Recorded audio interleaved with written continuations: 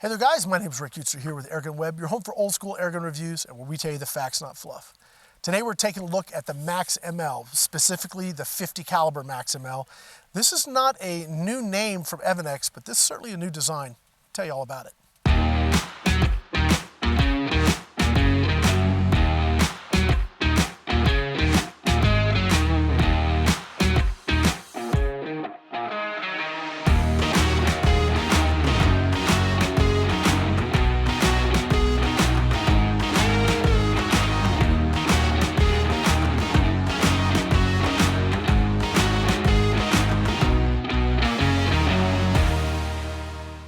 Our sponsor for today's video is Airgun Pro Shop. They provided the rifle and also the scope. And if you're looking for like a Airgun package where you get the rifle, the scope, it's all set up, you get the compressor, ships to you ready to go, that's what Airgun Pro Shop does. They specialize in that ready to go bundle so that when you get it, you just take it out and start shooting. If you like that kind of thing, you don't want to fuss with all the setup and hassle, then check them out, www.airgunproshop.com. So the Max ML comes in multiple calibers. It's one of the guns from Evanix that comes from 177 and goes all the way to 50. So Airgun Pro Shop has 22, 25, 30, 35, and 45, and this happened to be the last 50. Sorry guys, I got the last one. So anyway, very cool idea where you can start the same platform and you can have just all that wide range of calibers. The old Max ML was the same way. You had just a ton of calibers, and it had some differences, and let's talk about why, what's different in this particular version of the Max ML. So let's turn it around here. Now, the original Max ML was more than likely, I know this for absolute sure, but I'm pretty sure, that Evanix took like their Rainstorm or their Blizzard and just slid it back in a bullpup stock, created a linkage, and said, here you go, here's a bullpup. And that is what most manufacturers do out of the gate. They take one of their long guns, just slide it back, and then create a linkage system for the trigger to work. Not a big deal. A lot of people do it. But it does mean then your cocking handle's way back here. So the first major change with this version of the Max ML is they've moved the cocking handle forward. That is very, very cool. So now when you are shouldering the gun and you need to cycle, it's right here. Click, click, and you're back to going again. So it allows you to stay, more on target without having to reach way back here and have it uncomfortable. The other thing they've done is with the ergonomics. Now, the original Max ML was a little blocky and square and it's synthetic stock, and I think the butt pad was way up here, so it was just uncomfortable. You're almost feeling like the gun was like this in your shoulder. Well, they did some really good design changes. First thing is you get this part down lower so that it just fits better. And they also, I don't know what they've done here, but they didn't create some big cheek rise here because you don't need it. On a bullpup, you really want this lower so then you don't have to have your scope quite so high. And so all of this really works together. As far as I'm concerned, I can shoot this comfortably and it just fits me. So they've done a very good job ergonomically as far as I'm concerned. This works good. So this is a bullpup that I can be very happy with shooting, at the bench, in the field. It doesn't hurt my neck to shoot this gun, and I don't have to get crazy high mounts for the scope to work for me either. So they did a very good job in how they've laid this out. Okay, so the other thing they've done is they've improved the valve, and let's talk about some performance numbers.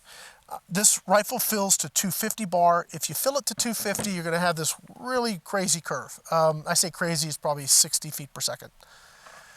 If you find the sweet spot, which is what I worked on today, which is about 200 to 210, depending if you want 5 shots or 6 shots. If you want to go 6 shots, then fill it to 210, and you're going to start at 639, and you're going to end at 640, okay? So you're just like that.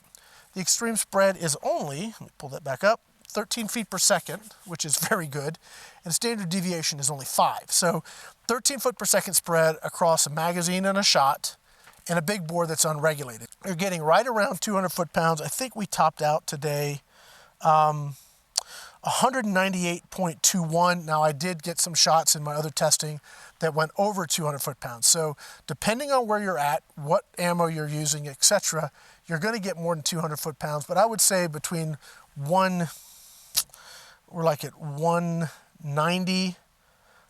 Between 190 and 199 is really where we sat today in our power, which is pretty stout. I mean, It's certainly not the most powerful 50 cal in the market by any stretch, but it is a 5-shot magazine and a bullpup that's not forever long and a nice little compact package that's pretty darn accurate too. So all of that, I think I'm going to take the 200 foot-pounds and be realistic about the kind of game I'm going to, look to take with this gun.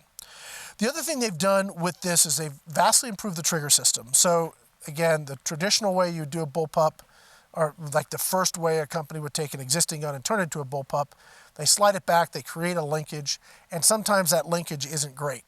Well, the original Max ML had a little slop in it. It wasn't awesome. This one has a very rigid trigger linkage. So you are very connected to the trigger, and even so much so that it kind of spooked me a couple times. And I always had one shot that got away from me on the accuracy. I hate when that happens, but I'll show you those groups here in a minute. But really, if you learn how that trigger is going to break, and it's breaking at 1 pound, 2 point something ounces, so it's very, very decent. I mean, just over a pound trigger, that's very smooth. It sort of feels like you're rolling instead of a crisp break, and that's sort of what I have to kind of get used to, is where it's going to let go on that, because I would anticipate the recoil and more so anticipate the noise, and I'm just not quite used to it yet, so I got to spend a little more trigger time with it. On the noise side, please do not get this and say, hey, I'm going to get this and shoot this in my backyard in my neighborhood. Don't do it. It is not meant for that. It's meant for out here at a range or out in the field hunting. It's meant for that use. Do not get the 50 caliber or the 45 or maybe even 35 and take it in your backyard and think you're not going to get your neighbors upset at you. This thing it barks. We're pushing 117.7 dB. It's loud. Now, can you put a moderator on it? Probably. This does unscrew, and I'm sure if somebody talks to Donnie FL, he may already have an adapter for this that could put a can on it, and now you're going to reduce that noise. I don't have anything like that to show you what it would be, but I'm pretty sure that if it's not done, somebody can do it. So if you need to moderate it or want to moderate it, you certainly can. Loud air guns do not bother me. Just personally, I'm out at my own range here, out in the middle of nowhere, or if I'm hunting, the loudness doesn't really, especially if I'm hunting hogs or something, that doesn't bother me anyway. If you do want to make it quiet, there's probably a way to do it. But if you're expecting it to be quiet, don't. It's very, very loud. So let's talk accuracy now. I shot several groups just to try and, feel what I was trying to feel on that trigger. And, all of my groups, I had that one stinking shot that would get away from me. So the very first group, first of all, we're shooting, I should tell you what we're shooting. We're shooting the Hunter Supply. These are the 210s.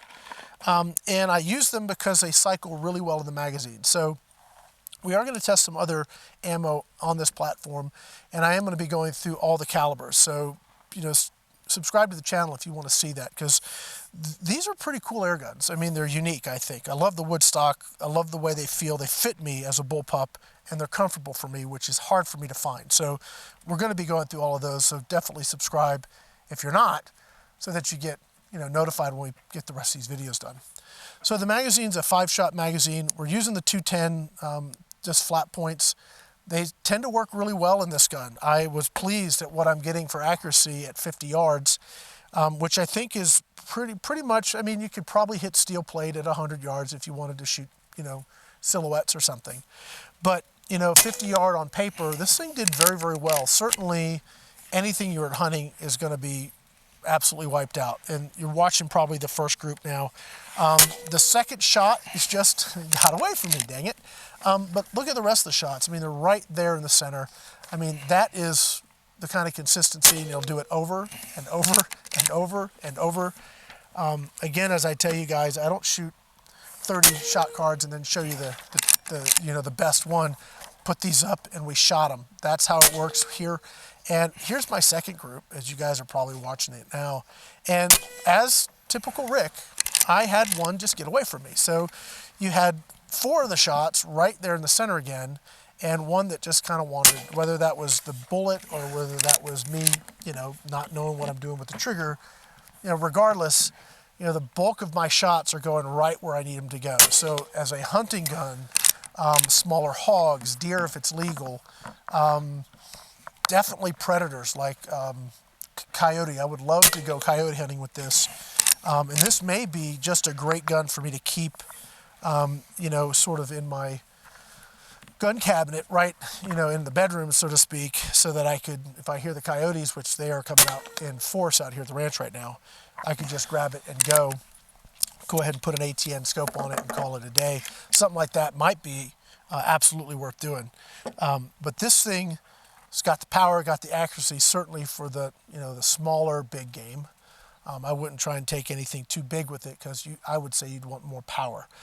But all in all, just a really nice shooting experience. If there's, you know, something that might not appeal to somebody, it's probably going to be that noise. It is very, very loud. Again, doesn't bother me.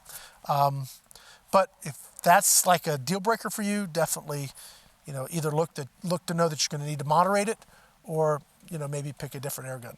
Check out www.airgunproshop.com. I want to thank them again for sponsoring this video. That's going to do it. My name is Rick Utzer here with AirgunWeb, your home for old school airgun reviews, where we tell you the facts, not fluff. Thanks for watching.